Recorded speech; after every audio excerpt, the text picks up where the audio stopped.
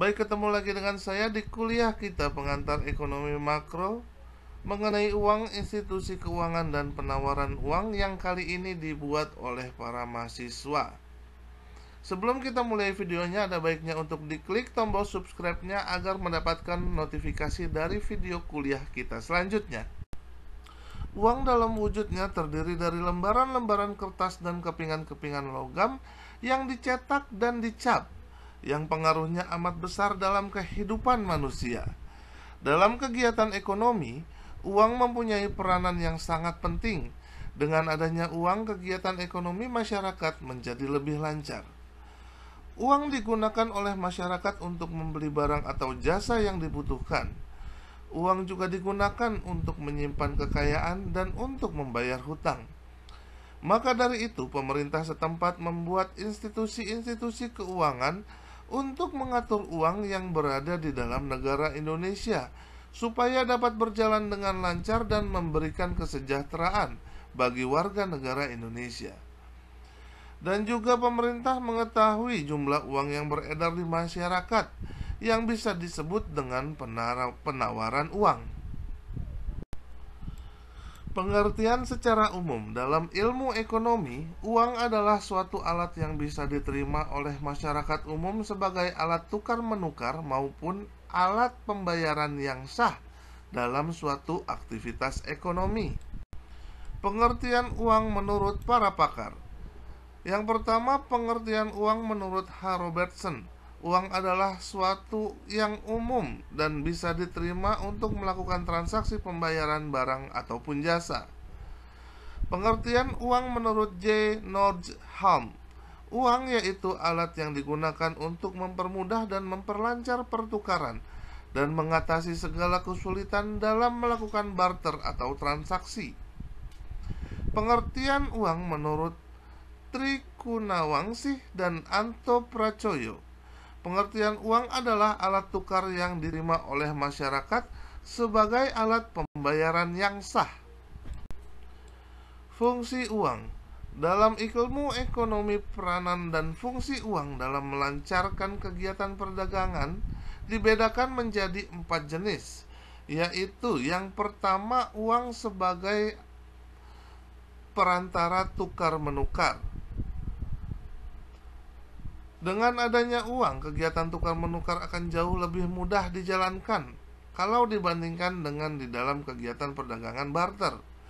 Seseorang yang ingin memperoleh berbagai jenis barang untuk memenuhi kebutuhannya akan dapat dengan mudah memperolehnya. Uang yang dimiliki dapat dengan mudah ditukarkan dengan barang-barang yang diinginkannya. Kegiatan tukar-menukar adalah lebih rumit di dalam perdagangan secara barter. Tukar-menukar baru akan berlangsung apabila seseorang dapat menawarkan sesuatu barang yang diinginkan oleh seseorang lainnya. Yang kedua, uang sebagai satuan nilai. Keuntungan selanjutnya dari penggunaan uang di dalam masyarakat bersumber dari kesanggupan untuk bertindak dari satuan nilai. Yang dimaksud dengan satuan nilai adalah satuan ukuran yang menentukan besarnya nilai dari berbagai jenis uang. Di samping itu, dengan membandingkan nilai berbagai jenis uang akan didapat atau ditentukan besarnya nilai sesuatu barang jika dibandingkan dengan barang lainnya. Tanpa uang, nilai suatu barang haruslah dinyatakan dalam bentuk membandingkan kurs pertukaran di antara suatu barang dengan lainnya. Fungsi uang yang ketiga adalah uang sebagai alat pembayaran tertunda. Transaksi-transaksi dalam perekonomian yang sudah berkembang banyak sekali yang dilakukan dengan menunda pembayaran atau penjualan secara kredit. Para pembeli memperoleh barangnya terlebih dahulu dan membayarnya pada masa yang akan datang. Penggunaan uang sebagai alat perantara dalam tukar-menukar dapat mendorong perkembangan perdagangan yang bersifat demikian. Uang sebagai alat penyimpanan nilai. Penggunaan uang memungkinkan kekayaan seorang disimpan dalam bentuk uang. Apabila harga-harga barang stabil, penyimpanan kekayaan dalam bentuk uang lebih menguntungkan daripada menyimpan dalam bentuk barang. Di dalam perekonomian yang sudah maju, jenis uang terutama adalah uang bank dan uang giral Dan uang jenis ini tidak memerlukan biaya untuk menyimpannya dan mudah mengurusnya. Jenis dari uang yang sekarang ini banyak digunakan adalah uang kertas. Jenis-jenis uang. Yang pertama, uang kartal. Uang kartal adalah uang yang dijadikan sebagai alat transaksi yang sah dan wajib diterima seluruh masyarakat pada perekonomian. Uang kartal umumnya berbentuk uang kertas dan uang logam yang di Indonesia dibuat oleh Bank Indonesia selaku bank sentral yang diberi hak tunggal untuk mencetak uang tersebut. Uang dilindungi oleh undang-undang di mana pelaku pemalsuan uang diancam oleh hukuman denda dan kurungan penjara. Yang kedua, uang giral. Uang giral adalah suatu tagihan pada bank umum yang dapat digunakan sebagai alat pembayaran dan transaksi yang sah dan masyarakat tidak wajib menerima pembayarannya. Uang giral dapat dibilang mudah, aman, dan praktis karena dalam melakukan transaksi di mana seseorang tidak perlu menghitung dan membawa banyaknya uang kontan. Jika hilang atau jatuh ke tangan orang jahat dapat segera diblokir dan mudah dalam penggunaannya. Yang ketiga dari jenis-jenis uang adalah uang kuasi. Uang kuasi adalah surat atau sertifikat berharga yang dapat dijadikan sebagai alat pembayaran yang sah.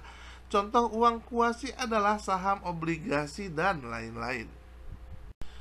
Perkembangan sejarah uang. Sejarah uang zaman prasejarah. Uang mulai kita kenal sebagai alat resmi pembayaran barulah dikenal oleh manusia pada zaman modern. Pada zaman manusia prasejarah, jenis uang seperti yang kita kenal sekarang belumlah dikenal. Tentu saja bukan berarti manusia prasejarah tidak pernah melakukan proses jual beli seperti kita sekarang.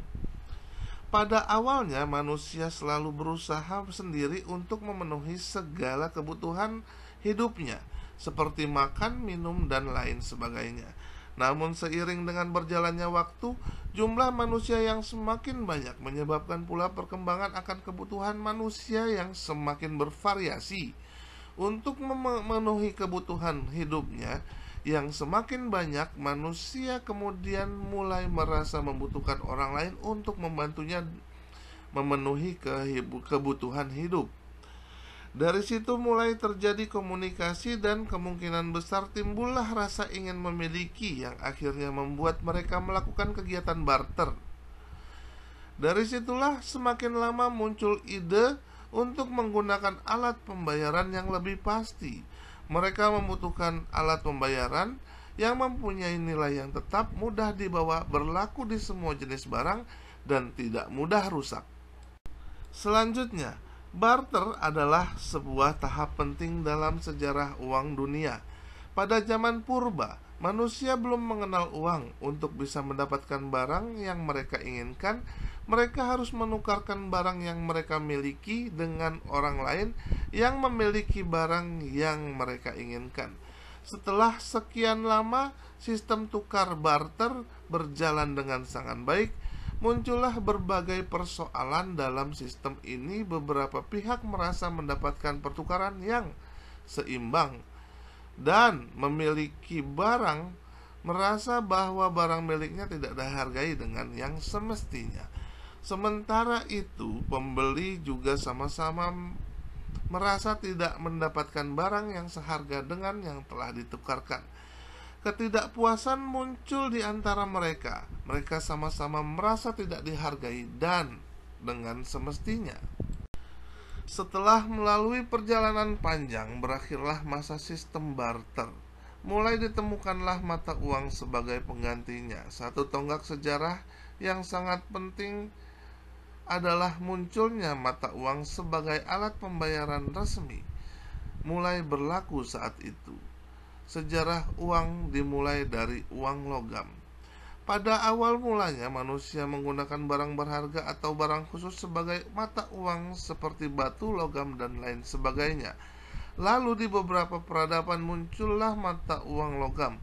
Uang logam digunakan karena logam dianggap sebagai barang berharga. Selain itu, logam juga dinilai sangat mudah dibentuk dan bisa dibawa dengan lebih mudah. Pada masa itu, ada beberapa jenis logam yang dipakai seperti emas, perak, perunggu, besi, dan lain-lain. Bentuknya pun tidak selalu bundar. Ada pula yang berbentuk lonjong, kotak, segitiga, dan lain sebagainya. Sejarah uang kertas. Sejarah uang dunia telah melalui masa yang panjang dengan munculnya sistem barter dan muncul uang logam. Kini selanjutnya perkembangan uang melewati sebuah babak lain, yaitu dengan munculnya jenis uang kertas. Sejarah uang kertas muncul dari kendala lain yang dirasakan setelah adanya uang logam.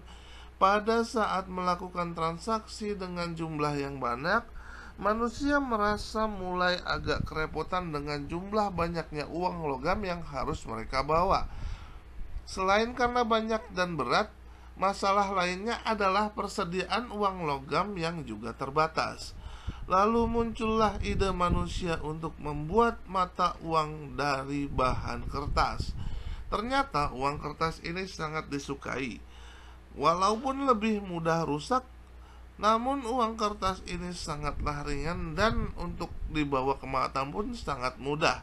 Selain lebih ringan, nilainya pun bisa dibuat dengan bervariasi. Uang pada masa Romawi. Romawi menggunakan garam sebagai alat tukar maupun sebagai alat pembayaran upah. Pengaruh orang Romawi tersebut meluas sampai orang Inggris menyebut upah sebagai salary yang berasal dari bahasa Latin salarium yang berarti garam. Karena garam dibutuhkan oleh banyak orang dan tidak semua orang memiliki garam, apalagi yang jauh dari laut. Dengan berkembangnya pemikiran dan bertambahnya jumlah manusia, maka alat tukar ikut mengalami perubahan dan perkembangan. Alat tukar berubah dari barang yang bernilai tinggi, baik karena tingkat kesulitan mendapatkannya maupun kegunaannya, dan bentuk barang yang tidak mudah berubah dan tidak mudah rusak, yaitu logam. Kemudian logam disepakati sebagai alat tukar yang diterima secara umum. Penggunaan emas dan perak sebagai bahan untuk pembuatan uang dalam bentuk koin diciptakan oleh Croesus di Yunani pada tahun sekitar 560 sampai 546 sebelum Masehi. Faktor penawaran uang. Tingkat perubahan naik turunnya suatu penawaran uang, pada kenyataannya banyak sekali faktor yang mempengaruhinya. Tidak hanya karena faktor kebijakan yang diambil oleh pemerintah, namun perubahan berlaku atau perilaku masyarakat juga memiliki peranan yang penting bagi perubahan jumlah penawaran uang yang ada di masyarakat. Berikut ini adalah faktor-faktor penawaran uang. Yang pertama, kebijakan moneter bank sentral. Yang kedua, tingkat pendapatan masyarakat. Yang ketiga, tingkat harga. Yang keempat, gaya hidup masyarakat yang berubah. Yang kelima, bertambahnya jumlah barang dan jasa. Dan penerapan kebijakan anggaran. Kebijakan moneter bank sentral. Bank sentral memiliki peran penting dalam menentukan berbagai macam kebijakan yang ditujukan untuk kestabilan negara, termasuk pada penentuan arah kebijakan moneter. Kebijakan moneter bertujuan untuk mencapai dan mempertahankan kestabilan nilai mata uang. Selain itu, bank sentral memiliki kebijakan moneter melakukan pengaturan pada persediaan uang negara, mengendalikan inflasi, dan berperan dalam mengatur jumlah uang yang beredar yang sering disebut dengan istilah penawaran uang. Berkaitan dengan penawaran uang, bank sentral melakukan pengawasan agar besar kecilnya jumlah penawaran uang di masyarakat lebih stabil atau tetap stabil. Inilah pentingnya dari penerapan kebijakan moneter. Jenis-jenis kebijakan moneter yang dijalankan oleh bank sentral yaitu kebijakan pasar terbuka, yaitu kebijakan yang bertujuan untuk pembelian dan penjualan surat berharga. Yang kedua, kebijakan diskonto, yaitu kebijakan untuk menentukan kenaikan dan penurunan suku bunga. Selain itu, ada kebijakan cadangan kas, yaitu kebijakan yang bertujuan untuk menaikkan dan menurunkan cadangan minimum. Selanjutnya ada kebijakan kredit selektif dan kredit longgar. Dan terakhir ada kebijakan mencetak uang baru dan menarik uang lama. Tingkat pendapatan masyarakat. Tingkat kestabilan ekonomi suatu negara memiliki peran penting bagi terciptanya peluang kerja yang lebih banyak, yang mana dengan adanya hal tersebut akan berdampak pada meratanya pendapatan masyarakat. Tingkat pendapatan masyarakat akan menentukan jenis perilaku dalam kehidupan sosial. Perilaku ini akan terus berubah karena ketika terjadi perubahan tingkat pendapatan, kemungkinan besar dalam kegiatan masyarakat membutuhkan berbagai jenis produk, barang dan jasa yang terus berubah-ubah sesuai dengan tingkat pendapatan mereka. Tingkat harga. Harga pasar berkaitan dengan banyaknya faktor jumlah produksi barang dan jasa yang ada di dalam pasar dan faktor jumlah permintaan akan kebutuhan masyarakat. Dua faktor tersebut memiliki peranan dalam menentukan terbentuknya sebuah nilai harga yang terjadi di pasar. Ini sesuai dengan hukum penawaran dan permintaan, supply and demand law, yang dimana jika permintaan lebih sedikit dari jumlah produksi, maka harga akan lebih murah. Sedangkan jika permintaan meningkat dan produksi yang tersedia sedikit, maka harga akan meningkat pula. Gaya hidup masyarakat yang berubah. Pola kehidupan masyarakat akan terus mengalami perubahan seiring dengan kemajuan zaman. Gaya hidup baru akan terus muncul dan berubah-ubah sesuai dengan kecenderungan perilaku masyarakat. Adanya gaya hidup baru akan menimbulkan permintaan terhadap produk yang lebih up to date. Permintaan ini akan terus meningkat seiring dengan pemenuhan kebutuhan masyarakat. Bertambahnya jumlah produksi barang dan jasa. Ketika jumlah populasi golongan menengah mengalami peningkatan, maka perilaku manusia di masyarakat cenderung lebih konsumtif. Bagi para produsen, meningkatnya jumlah golongan masyarakat yang seperti ini merupakan potensi dalam memperoleh keuntungan finansial dengan cara mengenalkan beragam varian produk dan jasa yang sesuai dengan kebutuhan dan selera golongan tersebut. Semakin banyak produsen yang menyadari hal ini, kemungkinan terjadinya persaingan di dalam kegiatan produksi akan terus meningkat. Kondisi ini akan menciptakan kondisi pasar yang penuh dengan berbagai jenis produk, barang, dan jasa. Kebijakan anggaran adalah suatu kebijakan yang ditentukan dan dijalankan oleh pemerintah yang bertujuan untuk menggerakkan kegiatan ekonomi dengan cara mengendalikan pengeluaran pemerintah dan pengaturan pajak. Kesimpulannya, uang adalah suatu benda dengan satuan hitung tertentu yang dapat digunakan sebagai alat pembayaran yang sah dalam berbagai transaksi dan berlaku di dalam wilayah tertentu. Para ahli dan pemikir ekonomi biasanya memberikan makna yang berbeda-beda mengenai uang. Meskipun demikian, pengertian uang adalah sama, yaitu benda yang digunakan sebagai alat pembayaran yang sah. Selanjutnya, institusi keuangan atau lembaga keuangan dalam lembaga yang kegiatan utamanya menghimpun dan menyalurkan dana dengan motif mendapatkan keuntungan. Porsi terbesar asetnya merupakan aset finansial. Fungsi utama lembaga keuangan adalah sebagai perantara pihak-pihak yang membutuhkan uang modal atau penerima dana dengan pihak-pihak yang memilikinya atau pemilik dana. Selanjutnya, penawaran uang adalah jumlah uang yang beredar di masyarakat. Jadi penawaran uang disebut juga sebagai jumlah uang yang tersedia di dalam suatu perekonomian. Selanjutnya, saran. Peranan uang dalam kegiatan perekonomian sebuah negara memiliki peran dan fungsi yang begitu penting. Di negara Indonesia sendiri, peredaran uang telah diatur oleh institusi keuangan terkait, khususnya Bank Sentral, yang berhak mengeluarkan kebijakan moneter dan salah satunya bertujuan untuk memelihara dan menjaga kestabilan uang rupiah, serta mengatur peredaran uang giral di masyarakat.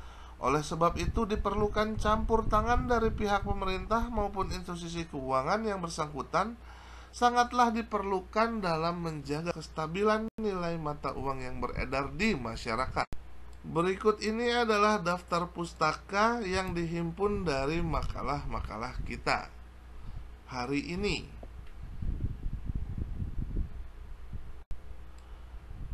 Thanks for your attention. Terima kasih untuk semua yang sudah menonton. Semoga bermanfaat buat kita semua. Keep your spirit to learn more. Please like, share, and comment, dan please klik tombol subscribe-nya agar mendapatkan notifikasi dari kuliah-kuliah kita selanjutnya. Terima kasih.